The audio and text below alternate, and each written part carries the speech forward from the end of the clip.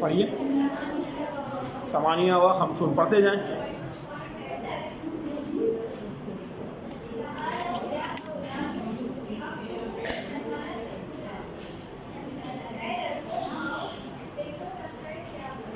ہاں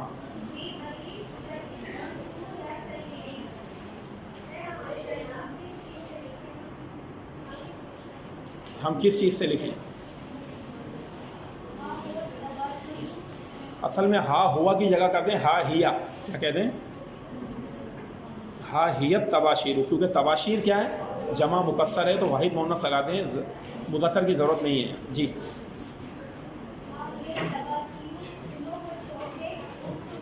ہاں بس ہا ہیت تباشیر کا ترجمہ کریں. یہ رہی چوکیں، چوکس، بہت ساری چوک. یہ رہی چوک. اکتبو بھی ہی ہوگا، بیہا آئے گا. اکتبو بیہا، ان سے آپ لکھ لیں. یہ رہی چوک، اس سے آپ لکھ لیں اکتبو بیہا. آگے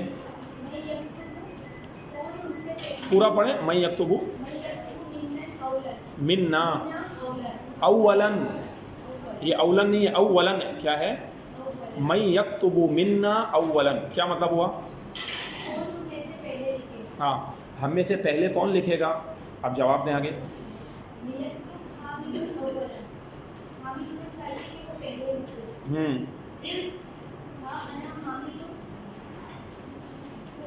یہ رہا میں حامد، یا سنو میں حامد ہوں. یہ رہا میں حامد. اکتبو،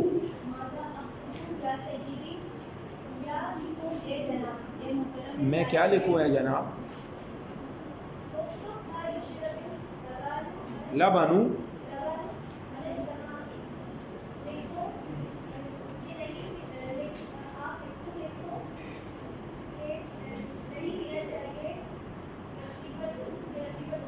دودھ کو مچھلی پر نہیں پیا جانا چاہیے.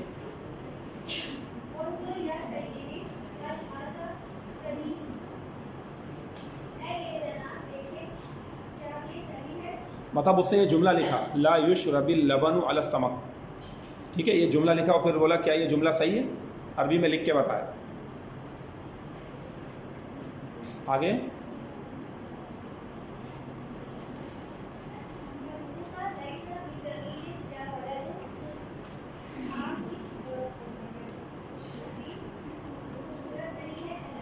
ہاں مطلب کیا مطلب ہو گیا؟ خطو کا، آپ کی رائٹنگ، آپ کی تحریر خوبصورت نہیں ہے اے لڑکے.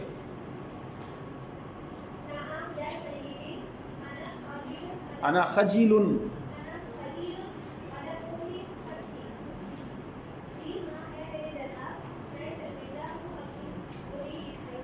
ہاں میں شرمندہ ہوں اپنی بری لکھائی پر، اپنے لکھنے کی قباحت پر. یعنی وہی کہ میری رائٹنگ صحیح نہیں ہے، اس کے پر میں شرمندہ ہوں. آگے یا اولاد،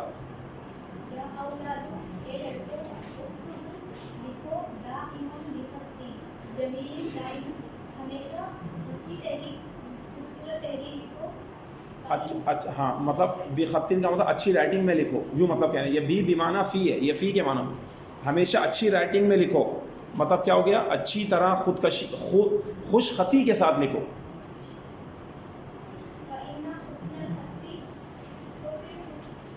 کیونکہ بے شک،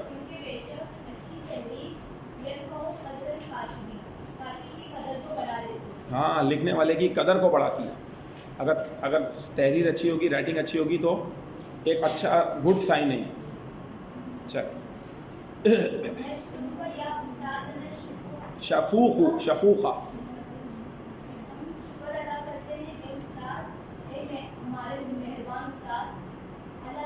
بہت زیادہ مہربان استاد. شفوق ایک ہوتا، ایک ہے شفیق، یہ ہے شفوق. شفوق اس میں مبالغہ کا فکر ہے. بہت زیادہ رحم دل، شفقت کرنے والے استاد. اس سے نکلا ہے، شفقت سے نکلا ہے شفوق.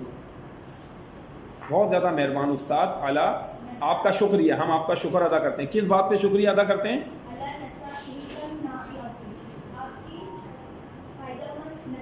نصیحتوں پر آپ کا شکر ادا کرتے ہیں، یا آپ کی فائدہ مند نصیحتوں کی وجہ سے اس پر ہم آپ کے شکر گزار ہیں. اب آ جائیں، قرآن کی مشق ہے، پڑھتے جائیں.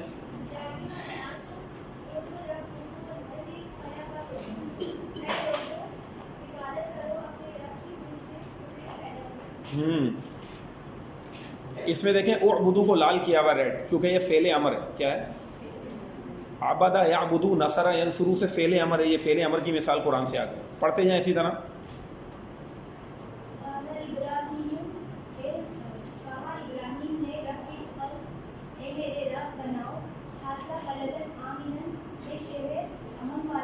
اس شہر کو امن والا، اے میرے رب اس شہر کو امن والا بنا دے.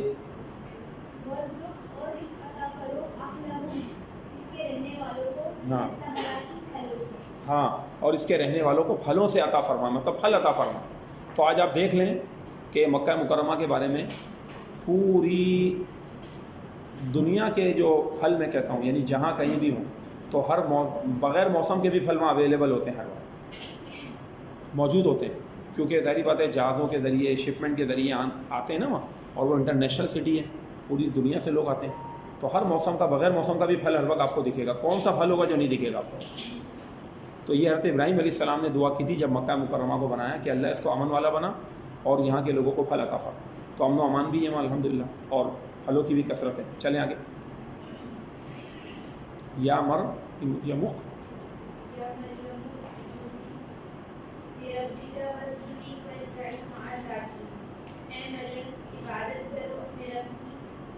اقنتی لربکی.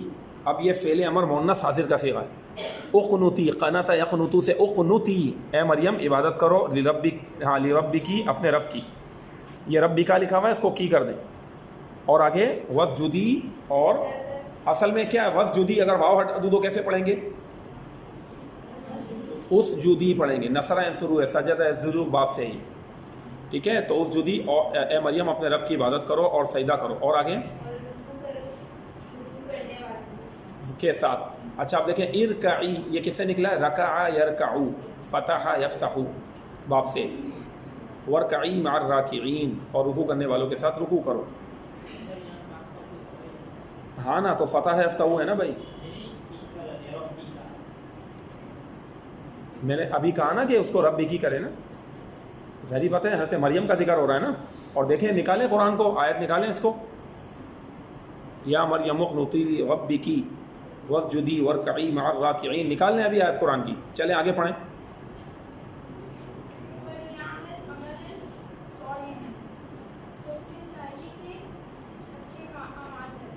ہاں، یعنی اسے مطلب بندے کو چاہیے، انسان کو چاہیے. فلیعمل، اب دیکھیں یہاں پر لام امر ساکن ہو گیا فا کی وجہ سے، اس کی مثال ہے. جو پیچھے عربی کے مولوی میں قاعدے پڑھیں وہ مثالیں تو یہاں آ رہی ہیں قرآن کی. فلیعمل عملا صالحا، زیر ہے نا، صحیح ہے عویس بھائی؟ زیر ہے، زیر. اور ابھی میں نے تھوڑی دیر پہلے بتایا، شاید آپ کی توجہ نہیں کی. چلیں آگے. تو فلیعمل عملا صالحا، تو چاہیے کہ وہ نیک عمل کرے انسان. آگے، اور یہ عمیل یعملو سے، کس سے؟ چلیں، تو یہ فعل امر غائب ہو گیا، لام امر آ رہا ہے جو ساکن ہو گیا یہاں. اگلی آیت کوئی پڑھ لیں. لے جاؤ، کیوں وہاں؟ کیونکہ اذهب کا مطلب ہے جانا. کیوں وہاں لے جاؤ؟ ہاں، فعل لازم کے بعد جب مفعول سے پہلے با ہے تو وہ متعدی ہو جاتا ہے. تو اذهب بکتابی ھذا، میرے اس خط کو لے جاؤ. کتاب کا معنی خط بھی ہوتا ہے عربی میں. اور پڑھتے جائیں آگے.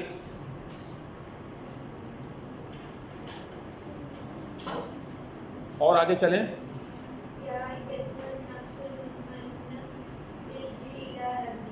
کیا مطلب ہوا؟ ہاں ہاں، لوٹ آ اپنے رب کی طرف. ارجعی الی ربکی. اور آگے چلیں، پڑھتے جائیں آگے.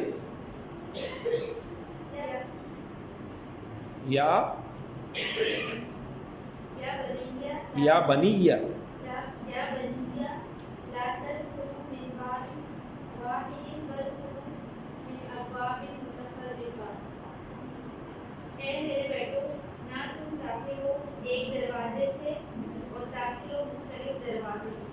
اب یہ ارجعی جو پہلے آیا تھا وہ بھی فعل امر ہے، صیغہ واحد مؤنث حاضر ہے.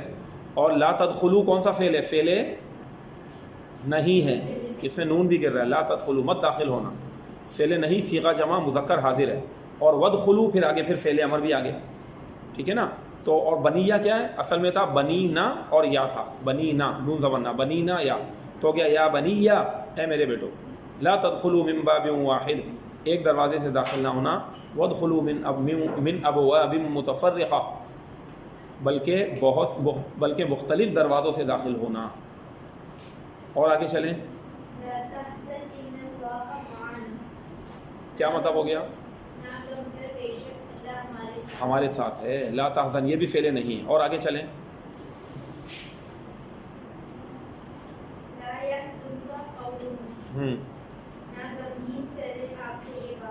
ان کی بات، قولہم ان کی بات، لا یحزنک قولہم ان کی باتیں آپ کو غمزدہ نہ کریں.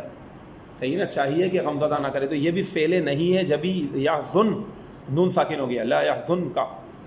اور آگے چلیں، لا تحسبن اللہ غافلا، کیا ہے یہ لا تحسبن فعل نہیں کے ساتھ نون تاکید لگ گیا ہے. اصل میں تھا لا تحسب اللہ، لیکن نون تاکید لگایا گیا اور اس کو کر دیا لا تحسبن اللہ، تم اللہ کو غافل گمان نہ کرو. لا تحسبن اللہ غافلا، تم اللہ کو غافل گمان نہ کرو. اما یعمل الظالمون، اس بارے میں جو ظالم کرتے ہیں، جو ظالم کر رہے ہیں اس بارے میں اللہ کو غافل نہیں سمجھنا، اللہ کو سب پتہ ہے کیا ہو رہا ہے. اما اصل میں ہے ان ما، اس بارے میں جو، یہ ما موصولہ ہے. یعمل الظالمون ظالم کر رہے ہیں. اور آگے چلیں،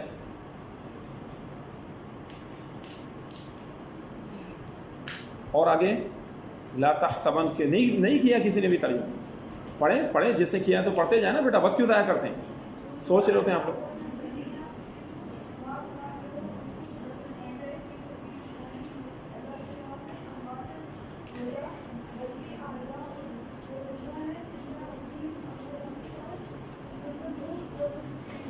شاباش. لا تحسبن الذین قتلوا فی سبیل اللہ امواتا، اور تم ہرگز گمان نہ کرنا الذین ان کو جو، الذین کا یہاں کیا ان کو جو، تو یہ جو الذین ہے نا، الذین اس میں موصول ہوتا ہے. اور قتلوا فی سبیل اللہ امواتا یہ پورا جملہ فعلیہ ہے اور یہ اس کا صلہ ہے. تو اس میں موصول اپنے صلے سے مل کر پھر یہ مفعول بن رہا ہے. اس میں موصول مفعول بھی بنتا ہے. اس کی مثال یہ، لا تحسبن تم ہرگز گمان نہ کرنا الذین قتلوا ان لوگوں کو جو جن کو قتل کر دیا گیا فی سبیل اللہ اللہ کی راہ میں امواتا مردہ. یہ ہو گیا بل احیاء بلکہ وہ زندہ ہیں عند ربہم اپنے رب کے پاس یرزقون انہیں رزق دیا جاتا ہے. اس کا مطلب شہید کیا ہوتے ہیں؟ وہ زندہ ہوتے ہیں. تو یہ قرآن کا فیصلہ ہے. تو ان کو مردہ تو تصور بھی نہیں کیا جا سکتا، ٹھیک ہے نا. شہید زندہ ہیں. اللہ تعالیٰ انہیں کل نفس ذائقۃ الموت، یہ تو قرآن کا یہ تو وعدہ ہے نا اللہ پاک کا. تو انہیں ایک لحظے کے لیے موت آتی ہے، ان کی روح نکل جاتی ہے. اس کے بعد دوبارہ اللہ تعالیٰ انہیں زندگی عطا فرما دیتا ہے. ہاں ظاہری بات ہے. وہ کہاں ہے؟ وہ یہاں ہے کیا؟ تو زندہ ہے نا وہ تو بالکل. تو وہ اب جب بھی کوئی انسان جس کا جب انتقال ہو جائے اور روح نکل جائے، اب وہ جس دنیا میں گیا اس کو عالم برزخ کہتے ہیں. قبر سے لے کر کے حشر تک کا جو وقت ہے وہ عالم برزخ کہلاتا ہے. لیکن ہم ان کو کیا کہہ سکتے ہیں کہ وہ مردہ ہیں؟ شہید کبھی بھی نہیں کہہ سکتے. قرآن کا فیصلہ ہے زندہ ہے اور اللہ تعالیٰ کی بارگاہ میں انہیں رزق دیا جا رہا ہے. تو وہ عالم برزخ تو اسٹارٹ ہو چکا ہے نا، اس سے تو کوئی بھی انکار نہیں کرے گا. جیسی روح نکلی اس کے بعد اب وہ کہاں چلے گئے؟ اب وہ عالم برزخ میں. لیکن بہرحال باقاعدہ ان کی قبر میں انہیں رزق دیا جا رہا ہے، وہ زندہ ہیں، ٹھیک ہے. اور ہم ان کے بارے میں سوچ بھی نہیں سکتے کہ یہ جو ہے مطلب مردہ ہیں. یہ قرآن کا فیصلہ ہے. تو یہ ہے شہید کا مقام. اب آپ دیکھ رہے ہیں کہ اللہ تعالیٰ نے ان کو ایک حیات عطا فرمائی، زندگی عطا فرمائی ہے. تو عالم برزخ کے مطلب کو بھی سمجھنا چاہیے کہ کیا ہے. قبر سے حشر تک کا جو پیریڈ ہے وہ عالم برزخ ہے. تو جو بھی اس دنیا سے گیا اب وہ عالم برزخ میں چلا گیا. یہ مطلب ہے بس. آگے چلیے.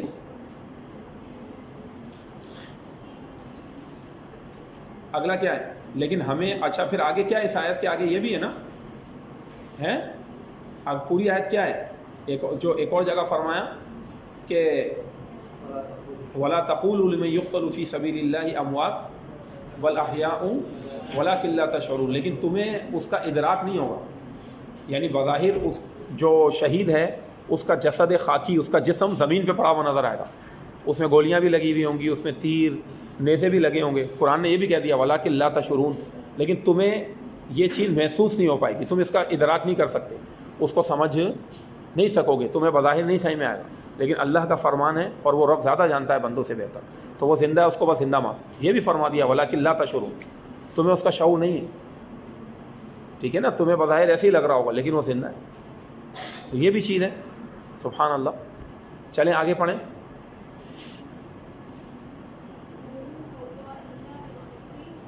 ہاں کونو، ہاں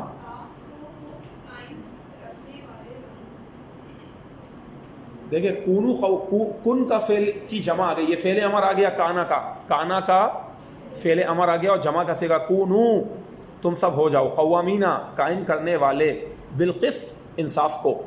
تو دین کیا کہہ رہا ہے ہمارا، قرآن کیا کہہ رہا ہے، انصاف کو قائم کرنے والے بات.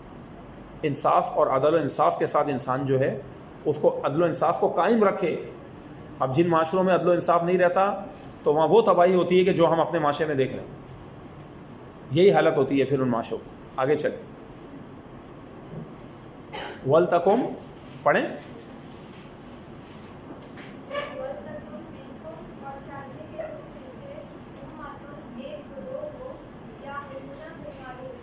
لیکن جو تکن آیا نا، تکن یہ امتن جو مونس لفظ ہے اس کی وجہ سے آیا، اور ول تکن یہ لام امر ساکن ہو گیا.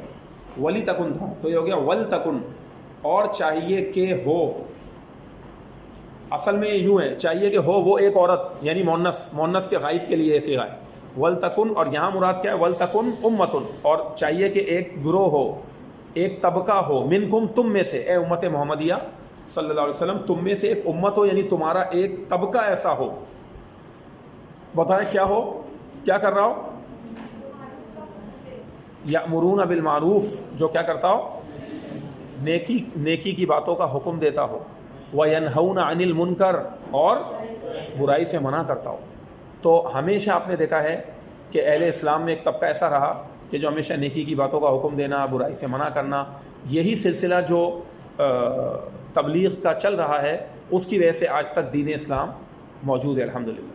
تو مختلف رنگوں میں، ٹھیک ہے نا. اگر آپ دیکھیں تو اس کا ایک بڑا طبقہ صوفیہ کرام کے ذریعے اللہ پاک نے ایک بہت بڑے حصے کو اسلام کی دولت نصیب فرمائی. ہمارا بر صغیر جو ہے یہ اہل اللہ صوفیہ کرام انہی کے ذریعے سے اسلام پھیلا. ٹھیک ہے. پھر بعد میں اگرچہ لوگوں نے اس کے اندر جو ہے وہ اس کو ماحول کو اس میں خرافات پیدا کر دی، کیا کیا کیا وہ لوگوں نے اپنی من مانی سے کیا. لیکن وہ جو بزرگ تھے سارے صوفیہ کرام جو بر صغیر کے ہیں، تو دیکھیں وہ کیا شخصیتیں ہوں گے کہ ان کی وجہ سے کروڑ کی آبادیوں نے، ایک زمین کے یعنی اچھے بڑی آبادی والے ملکوں نے اسلام قبول کر. اسی طرح اگر آپ انڈونیشیا ملیشیا کو دیکھیں تو وہاں پر یمن کے تاجروں کی وجہ سے وہ اسلام لے آئے. تاجر جو یمن کے بزنس مین تھے، جب وہ وہاں جاتے تو ان کی صدق و امانت اور ان کے سچ گوئی کو دیکھ کر وہ قوم اسلام لے آئی. اور آج دنیا کی سب سے بڑی مسلم جو ہے وہ ایک آبادی ہے. انڈونیشیا دنیا کا سب سے بڑا مسلم ملک کے برابر میں ملیشیا ہے. تو اب آپ سوچیں کہ کس طریقے سے معاملات تھے. اور آگے چلیں.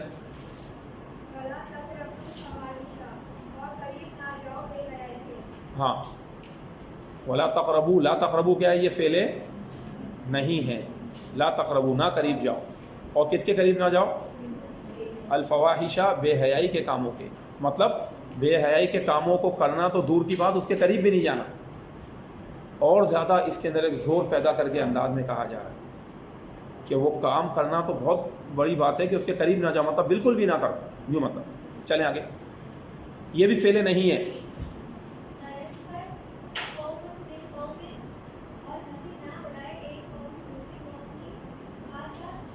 بیٹا جو بچے باتیں کرنے نا، ذرا ان کا خاموشی سے آ کے مجھے بتا دیجیے گا کس کی آواز آ رہی ہے مسلسل کلاس میں. اس طرف سے مجھے آواز آ رہی ہے. جی آسا،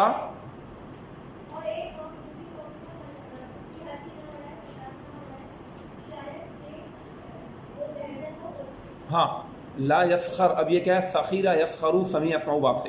لا یسخر قوم، کوئی قوم مذاق نہ اڑا، من قوم کسی قوم کا، عسیٰ ان یکونوا، امید ہے کہ ہوں وہ جن کا مذاق اڑایا جا رہا ہے وہ خیراً بہتر منہم، ان سے جو مذاق اڑائے. تو فرمایا سامنے والے کا کبھی بھی مذاق نہ اڑاؤ، ٹھیک ہے، کیونکہ آپ انسان اپنے آپ کو بڑا سمجھ کے بندہ مذاق اڑا رہا ہوتا ہے، ہو سکتا ہے وہ اللہ کی بارگاہ میں زیادہ بہتر ہو اس مذاق اڑانے والے کے مقابلے میں. کسی کا کوئی عیب دیکھ لیا، مثال کے طور پر کسی کا کوئی جسمانی عیب دیکھ لیا، ٹھیک ہے، کہ بھائی یہ جسمانی طور پر اس میں معذوری ہے، تو اس کا مذاق اڑانے لگتے ہیں لوگ. کسی کی آواز اس کو دیکھا تو مذاق اڑانے لگتے ہیں. اچھا ویسے ہی اپنے آپ کو اتنا بڑا علامت الزمان سمجھتے ہیں کہ سامنے والے کی کوئی حقیقت ہی نہیں ہوتی، اپنے آپ کو بڑا سمجھنا، دوسرے کو حقیر جاننا، یہ سب چیزیں منع ہے دین میں. دیکھیں قرآن واضح طور پر کہہ رہا ہے اسی طرح کسی کا ٹھٹا مذاق اڑانا یہ اس کی اجازت نہیں. بعض لوگ کیا کرتے ہیں کہ گلی محلوں میں علاقوں میں یا اسٹوڈنٹس کسی ایک اسٹوڈنٹ کو ٹارگیٹ کیا اور جان بوجھ کے اس کا مذاق اڑاتے رہے اور اس طریقے سے مذاق اڑاتے ہیں کہ اس کا دل توڑ دیتے ہیں. ایک تو ہوتا ہے دل لگی کے لیے کوئی ایسی بات کر دینا مسکرانے کے لیے کہ وہ خوش ہو جائے الگ، اس کا باقاعدہ اس کو حقیر یعنی کہ ثابت کرنے کی کوشش کر رہے ہوتے ہیں. اس چیز سے بھی منع کیا ہے،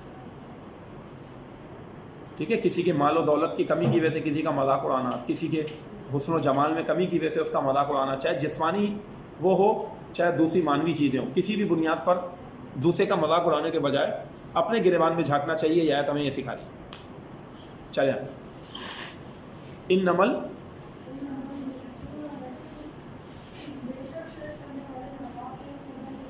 انما المشرکون نجس، بے شک مشرکین تو محض کیا ہیں، ناپاکی ہیں.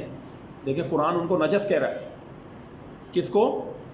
مشرکین کو. اچھا وہ نجاست کیا ہے؟ ان کے دل میں جو ایمان نہیں ہے، شرک کی جو نجاست ہے اس کا ذکر کیا جا رہا ہے، کیونکہ وہ بت پرستی کرتے ہیں، اللہ کے علاوہ دوسروں کو معبود مانتے ہیں، عبادت کے لائق مانتے ہیں، اس کی عبادت کرتے ہیں.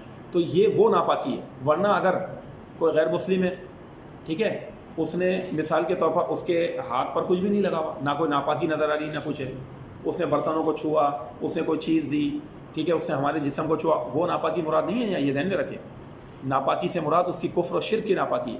اگر وہ ناپاک ہے جیسے ہمارا ہاتھ ناپاک ہے تو ہمارے لیے بھی حکم ہے کہ ہم وہ کسی چیز کو ہاتھ لگائیں گے وہ ناپاک ہو جائے گی.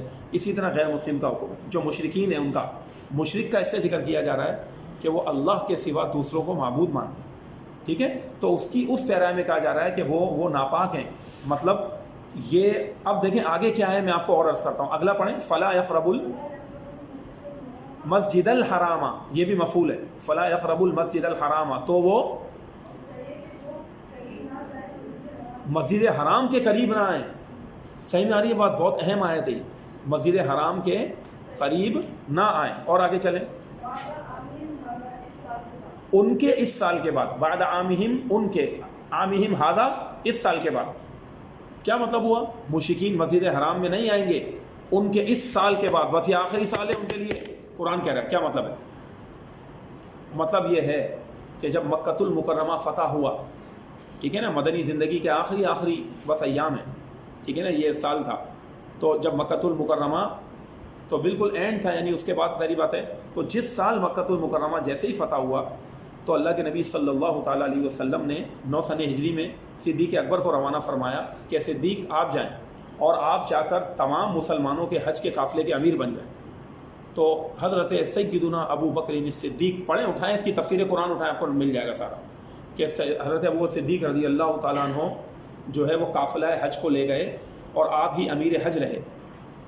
آپ نے خطبہ حج آپ نے دیا اور قرآن کی آیتیں نازل ہوئی. اللہ کے نبی صلی اللہ علیہ وسلم نے فرما دیا کہ صدیق آپ جائیں اور اعلان کر دیں کہ جو مشرکین کعبۃ اللہ کے گرد برہنہ طواف کرتے تھے، مرد و عورت، کیونکہ وہ جاہلیت میں تھے، برہنہ طواف کرنا، سیڑھیاں بجاتے ہوئے طواف کرنا کعبے کا، تالیاں بجاتے ہوئے طواف کرنا، صفا مروہ پر بت رکھے ہوئے تھے، ٹھیک ہے نا، ہوتے تھے پہلے.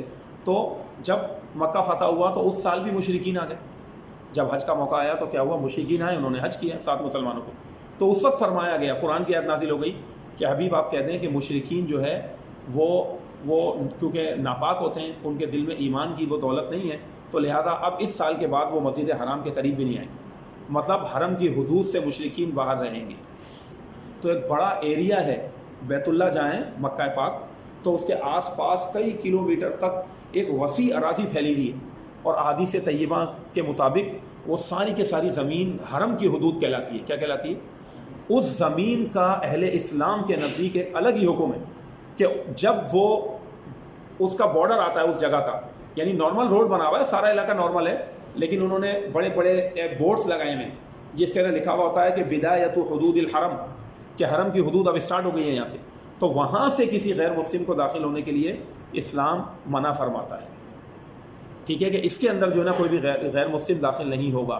اور اس سے پہلے اب تو اللہ معاف کرے کیا کیا خرافات وہاں ہو رہی ہیں آپ کو پتہ ہے، تو بڑے اللہ کے نافرمانی کے کام ہو رہے ہیں، بہت زیادہ ہو رہے ہیں، اور سننے میں یہ آ رہا ہے، باقی اللہ بہتر جانتا ہے، کہ اب وہاں پر غیر مسلموں کے بھی داخلے اور یہ وہ سب چیزیں ہو رہی ہیں وہاں چل رہی ہیں، ٹھیک ہے نا، معاذ اللہ۔ حالانکہ آج تک کبھی بھی ایسا نہیں ہوا، اس وقت سے لے کر آج تک جو ہے اس پر پابندی تھی، اور کچھ عرصے پہلے تک بھی بڑی سختی تھی، پاسپورٹ اور تمام چیزیں وہ چیک ہوتی تھی، جو مسلم ہوتے تھے وہی حرم کی حدود میں جا سکتے تھے۔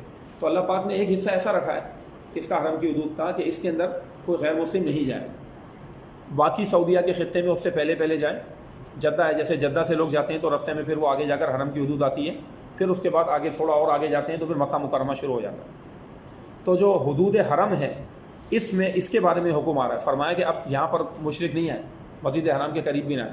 تو صدیق اکبر نے اس سال حج کیا اور اعلان کر دیا، مشرکین آئے ہوئے تھے، فرمایا کہ اب اللہ کے نبی صلی اللہ علیہ وسلم کی جانب سے میں اعلان کر رہا ہوں کہ قرآن کا فیصلہ آ گیا کہ اب غیر مسلم یہاں نہیں آئیں گے۔ پھر اگلے سال جو یعنی سمجھے ہجرت کا 10واں سال تھا، آپ صلی اللہ تعالیٰ علیہ وسلم نے جب حج فرمایا، تو یعنی آخری جو حج فرمایا ہمارے نبی صلی اللہ علیہ وسلم نے، تو اس سال پھر غیر مشرکین تھے، صرف اہل اسلام تھے، اور مشرکین کو پھر حج کی اجازت نہیں تھی اور اس ایریا میں آنے کی بھی اجازت نہیں تھی۔ لیکن یہ بس یہ کہہ لیں کہ اللہ معاف کریں، یہ ہم قیامت کے قریب ہی جا رہے ہیں بالکل، اور نشانیاں ہیں کہ اب دوبارہ سے اللہ کی حدود کو پامال کیا جا رہا ہے اور اللہ کی ناراضگی کے کام کیے جا رہے ہیں، جیسے ہمارے یہاں ہو رہے ہیں، ہر جگہ ہو رہے ہیں۔ اللہ تعالیٰ بس آسانی فرمائے۔ تو یہ اس پیرائے کے اندر قرآن کی آیت آئی ہے، اور آپ کو سمجھ میں آ گیا کہ نجاست سے کیا مراد لی گئی، یہ بھی سمجھا دیا۔ اور آگے چلیں۔ اچھا، پھر ایک اور بات بتاؤں، یہ جو حرم کا ایریا ہے، اب اس سے پہلے کا جو ایریا ہے جہاں پر چیک پوسٹ بنائی ہوئی ہوتی ہیں، یعنی کہ بنی ہوئی تھی پہلے اور ابھی بھی ہیں، وہاں لکھا ہوا تھا بدایت حدود الحرم کی حدود اسٹارٹ ہو گئی، تو وہ پورا کورڈ ایریا ہے، اور انہوں نے اس کی نشانی کے لیے چاروں طرف سے جہاں جہاں حرم کی حدود ہیں وہاں پر بورڈز لگائے ہوئے کہ یہاں سے حرم کی حدود ہے۔ اس حرم کی حدود کے اندر اہل اسلام کے نزدیک سب کا متفقہ یہ فیصلہ ہے کہ اس کے اندر اگر کوئی شکار والا جانور بھی ہے، کبوتر ہے، ہرن ہے، ٹھیک ہے نا، اور اس کے علاوہ کوئی بھی پرندے ہیں جو حلال ہیں یا جانور ہیں جو حلال ہیں، تو اس کو آپ شکار بھی نہیں کر سکتے، نہ اس کی طرف بندوق اٹھا سکتے ہیں، نہ کوئی تلوار اٹھا سکتے ہیں، نہ تیر اٹھا سکتے ہیں، حتیٰ کہ حرم کی حدود میں فقہا نے یہاں تک فرمایا کوئی پرندہ بیٹھا ہوا ہے، کوئی سائے کے اندر جانور بیٹھا ہوا ہے، ٹھیک ہے نا، تو آپ اس کو دھتکار کے ہٹائیں اور خود بیٹھ جائیں، اس کی بھی اجازت نہیں۔ اتنا ادب رکھا گیا حدود حرم کا۔ وہاں کے درختوں کو کاٹنے کی بھی اجازت نہیں دی گئی۔ آج تو وہاں بڑی بڑی بلڈنگیں بن رہی ہیں، سب کٹ رہا ہے، سب ہو رہا ہے، لیکن یہاں تک حدود حرم کے احکام موجود ہیں۔ حدود حرم میں شکار کی بھی اجازت نہیں۔ اسی طرح اور وہاں پر جو بندہ گناہ کرے گا تو سمجھ لیں کہ اس گناہ کی بھی یعنی کہ اس کا جو عذاب ہے وہ بہت بڑا عذاب ہے، ٹھیک ہے نا۔ نیکی 1,00,000 نیکیوں کے برابر میں جس طرح، تو اسی طریقے سے گناہ بھی پھر 1,00,000 جو ہے وہ گناہ کے برابر ہے، مطلب گناہ کی بھی ایک بڑی مطلب اس کی جو ہے نا مطلب اس کا عذاب ہے وہاں پر حرم کے اندر۔ تو یہ سب چیزیں ہیں بڑی، یعنی کہ اس کے اندر احتیاط کی ضرورت ہے۔ اسی طرح جو حاجی زائرین جاتے ہیں ان کو بھی ان چیزوں میں احتیاط کرنی چاہیے، عمرہ کرنے والوں کہ اس کا ادب و احترام رکھیں ہم۔ اچھا، اسی طریقے سے جو حرم سے پہلے کا علاقہ ہے اس کو کہتے ہیں حل۔ کیا کہتے ہیں؟ حل کا مطلب اس میں یہ سب حرمت نہیں ہے، مطلب وہ نارمل علاقہ ہے، حل حلال سے نکلا ہے، اور جو حرم ہے وہ حرمت اور رسپیکٹ اور تعظیم سے نکلا ہے کہ اس میں بہت اس کی عزت کی وجہ سے بہت ساری چیزیں اس کے اندر منع کر دی گئی۔ سمجھ میں آ رہی ہے بات؟ تو یہ سارے احکام ہیں، اور اس کے اندر پھر حج عمرے کے پھر مزید آگے آ جاتے ہیں۔ تو اب دیکھیں آگے پڑھیں، وَإِذَا قُلْتُمْ فَعْدِلُوا، اور جب تم کہو تو انصاف کرو، انصاف کی بات کہو۔ وَلَوْ كَانَ ذَا قُرْبَىٰ، اگرچہ قریبی رشتہ داری کیوں نہ ہو۔ تو فَعْدِلُوا یہ اعدلوا عدل سے نکلا ہے، جب کہو تو انصاف کرو، اگرچہ ذا قربا یعنی قریبی رشتہ دار کیوں نہ ہو۔ تو یہ جو ذا ہے نا، ذا، ذو، ذا، ذی، 3 حالتیں پڑھی تھیں، تو یہ ذا کی مثال آ گئی حالت نزی میں۔ کیوں آئی ہے؟ کیونکہ کانا فعل ناقص ہے، اور اس کا اسم جو ہے نا وہ ہوا ضمیر ہے جو پوشیدہ ہے، اور ذا قربا یہ مضاف مضاف ہے، اور یہ اس کی خبر ہے کانا کی فعل ناقص کی، اسی لیے حالت نزی میں آئے۔ اگرچہ وہ یعنی وہ معاملہ قریبی رشتہ دار کا ہی کیوں نہ ہو، گویا کہ یوں کہا جا رہا ہے، اگرچہ وہ بندہ قریبی رشتہ داری کیوں نہ ہو جس کے بارے میں بات کہی جا رہی ہے۔ اور آگے فرمایا ولا تاکلوا، تم نہ کھانا، مما دیکھیں لکھا ہوا ہے من ما، یہ اصل میں تو مما لم یذکر اسم اللہ علیہ، ولا تاکلوا، تم نہ کھانا اس میں سے، ٹھیک ہے نا۔ اب دیکھیں یہ جو ہے نا اس کو بھی آپ سمجھے ذرا، ترجمہ کرنے میں انشاءاللہ تعالیٰ آپ لوگوں کو آگے بہت آسانی ہوگی۔ یہاں میں لکھ رہا ہوں، یہ دیکھیں مما لم یذکر اسم اللہ علیہ، یہ میں اکثر طلبہ کو عرض کرتا ہوں کہ اگر آپ نے اس چیز کا خیال رکھا تو ترجمہ کرنے میں بہت آسانی ہوگی۔ تو ولا تاکلوا تو لکھا ہوا تم نہ کھاؤ، مما اس میں سے، اب دیکھیں یہاں اس کا مطلب ہے اس میں سے جو، کیا ہے اس میں سے جو۔ اب اس ما کا تعلق کہاں ہے؟ عربی عبارت میں ایسا ہوتا ہے اس علیہ سے، اس کے ساتھ علیہ کا ترجمہ بتائیں کیا ہے؟ اس پر، لیکن آپ یہ ترجمہ نہیں کریں گے، آپ ما اور علیہ کو ملا کے ترجمہ کریں گے، مما علیہ، جس پر، کیا ترجمہ بنے گا؟ عربی میں جس کی کوئی عربی نہیں ہوتی، یعنی کئی جگہ ایسا ہوتا ہے کہ نہیں بن رہی ہوتی، وہ دو چیزوں کو ملا کے بنتی، جیسے یہاں بن رہی ہے۔ اب آپ ترجمہ کریں گے آسانی ہوگی، اور تم نہ کھاؤ اس میں سے جس پر، یہ ختم ہو گئی بات، لم یذکر نہیں ذکر کیا گیا ہو اسم اللہ، اللہ کا نام بن گیا بات۔ اب جب طلبہ مما پر رکے ہوئے ہوتے ہیں، اس میں سے جو نہیں ذکر کیا جائے اللہ کا نام اس پر، انہیں سمجھ میں نہیں آ رہا ہوتا کیا بات ہوگی، تو اردو میں ہم ڈائریکٹ جس پر کہہ دیتے ہیں، عربی میں دور جا کے آ رہا ہے اس طرح کر کے، اور جس پر کا ترجمہ جو ہے اردو میں ایک ساتھ بن گیا۔ سمجھ میں آئی بات کیا کہنا چاہ رہا ہوں؟ کئی جگہ ایسا ہوگا بیٹا کہ اس میں موصول کے بعد اس طرح کبھی مما کے بعد یہاں علیہ آئے نا، توجہ کریں، مما کے بعد آگے جا کے آ رہا ہوگا لہو، کیا آ رہا ہوگا؟ تو ما لہو کا ترجمہ کریں گے جس کے لیے، اور آگے جا کر کبھی آ رہا ہوگا ما فیہ، تو آپ ترجمہ کریں گے جس میں، کبھی آ رہا ہوگا انہو، ما انہو آ رہا ہوگا جس کے بارے میں، اور کبھی آگے جا کے آ رہا ہوگا ما اور منہو، تو آپ ترجمہ کریں گے جس سے۔ اب آپ کبھی عربی عبارت کو دیکھیے گا، اس طریقے کی عبارتوں کو بڑے آرام سے انشاءاللہ تعالیٰ بہترین انداز میں ترجمہ کر لیں، تو اس کو آپ خیال کریں جب بھی قرآن شریف پڑھیں عربی عبارت تو اس کے لیے ذہن میں رکھنا ہے۔ بس آج اتنا کافی ہے، ماشاءاللہ اچھا خاصا ہم نے یہ عربی قرآن کی مشق ہو گئی۔ اب دیکھیں یہ جو اردو سے عربی ہے اس میں جلد بازی کا کام نہیں ہے، ٹھیک ہے، مجھے یاد دلائیے گا اور مارکر وغیرہ رکھیے گا بورڈ پر، میں آپ کو یہ جملے جو اردو سے عربی والے نا میں لکھ بھی دوں گا، ٹھیک ہے، آپ کو بتاؤں گا کہ کس طرح ہوگا، اور پھر اس کے بعد یہ آگے سوالات ہیں بیٹا، اور اس کے بعد پھر یہ اسماء مشتقہ کا سبق، اور جو ایک مرحلہ تھا تقریباً الحمدللہ اس حصے کا ایک مرحلہ کہ جو فعل امر نہیں ایک جیسی چیزیں تھیں وہ نکل گئی۔ اب اسماء مشتقہ ہے وہ بہت آسان چیزیں، ٹھیک ہے، اس کے اندر ایسی محنت نہیں ہے جو ابھی اگر آپ نے گردان میں اس میں مشق میں محنت کر لی تو آپ کے لیے آسانی ہوگی۔ اسماء مشتقہ کے اندر کوئی ایسی مشکل چیز نہیں ہے، وہ اس کو کچھ پوائنٹ سے سمجھنے کے، تو انشاءاللہ اس کو ہم آگے پڑھیں گے، بس کو ریکارڈنگ کو روک دیں، وما علینا الا البلاغ۔